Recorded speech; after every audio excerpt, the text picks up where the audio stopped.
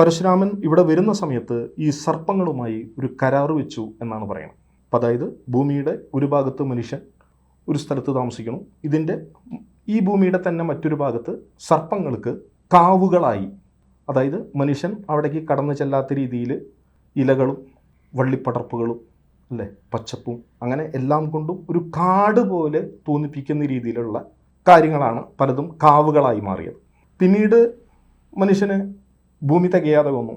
നമ്മൾ ഈ സർപ്പങ്ങളുടെ ഭൂമികളൊക്കെ സ്വന്തമാക്കി. അപ്പം അതിന് എളുപ്പമായ മാർഗമായിരുന്നു പോത്തിനെ കൊണ്ട് ഈ കാവിൽ കെട്ടുക. പോത്തിനെ കെട്ടിയാൽ കാവിലുള്ള സർപ്പങ്ങൾ ആ ഭൂമിയിൽ നിന്നും അകന്നു പോകും. അങ്ങനെ ഭൂമികൾ നമ്മൾ വാങ്ങണ്ടായി.